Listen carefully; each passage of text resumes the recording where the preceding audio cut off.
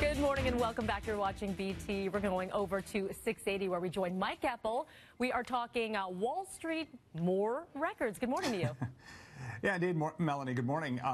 It's, the 51st time this year that the Dow Jones Industrials Average has set a fresh all-time high.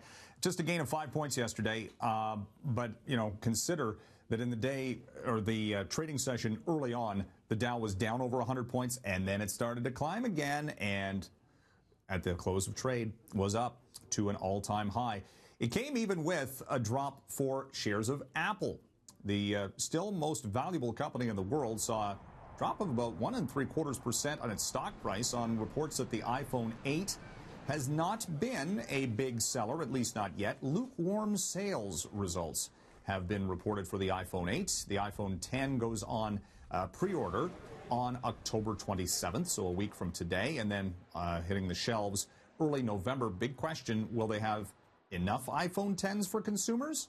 Or are people willing to pay upwards of $1,300 as a start price for the iPhone 10? It's going to be interesting to see how this plays out. Apple's going to make lots of money. They don't have to worry about that or anything. But at the same time, it does have influence on the financial markets. Now, this morning, the Dow Jones stock futures is already up by 80 points because the U.S. Senate last night, early this morning, passed another budget resolution, which is another phase of tax reform. And this has been one of the key Trump administration initiatives, which has really built up the stock prices and stock market over the course of this year. They've been talking about lowering taxes, corporate and personal.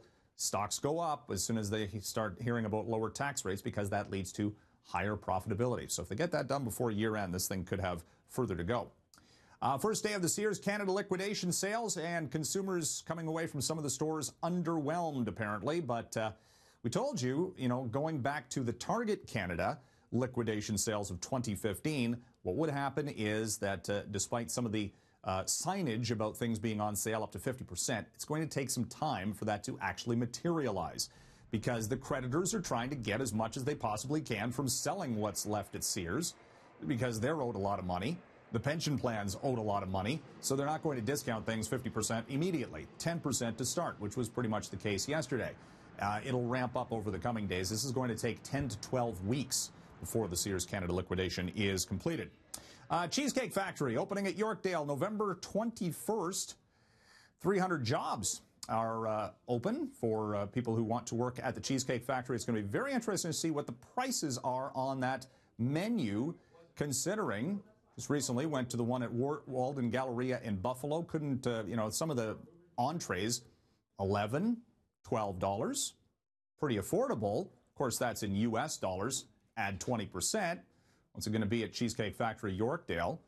10,000 square feet facility. Cheesecake Factories are pretty big. They've got over 200 locations globally.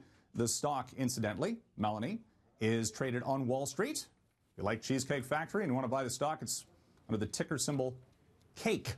That's it? Cake? Yeah, cake. Where's the simple. cheese? Add the cheese No cheese, in there. just cake. Are you looking forward to it? You're a cheesecake guy, aren't you? No, it's funny. We didn't actually have any cheesecake. We just had dinner and left and went to a concert. You can't go there without having cheesecake. I know. I'm not a big dessert guy. That's sacrilege. Okay. It's still pretty good. They've got an expansive menu for an expansive waistline. Yeah, exactly. All right. Thanks so much, Mike. You're welcome.